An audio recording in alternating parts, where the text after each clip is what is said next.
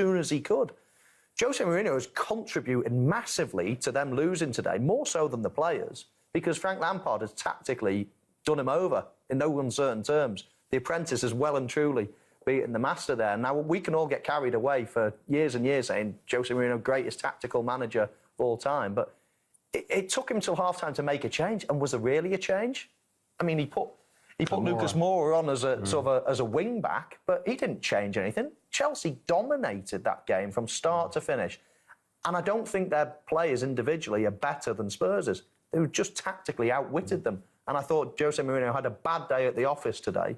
And, of course, he comes on and blames everyone else but himself. But he's got to look at himself today because, you know, as I say, Frank Lampard outwitted him.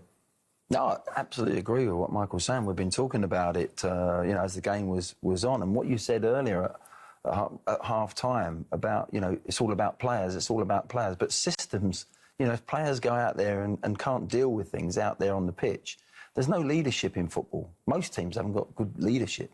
And you have to sometimes have somebody out there to identify it and change it out there. Tottenham didn't have that today, and if not, the manager's got to do it. But second half, I was hoping to see whether he was going to change it in a way that was going to be positive. They're 2-0 down as well at the time. So it's not easy. You know, if it's 0-0 or something like that, you can end up saying, well, we'll just match them up and see if we can hang on to their coattails. Sometimes that's the best tactic. But no, they were outplayed from the first minute to the last minute today. Chelsea were excellent, they really were. Yeah, the other side of the coin is how much credit does Frank Lampard deserve for putting that plan and that system in place? And as I said, his players executed it brilliantly. Well, they did. I mean, I take Jose's point that Conte has played with three at the back with them before, but, you know, for him to be different players, there's a few different players in there, and for him to be brave enough to go and do that, because it's not their normal system.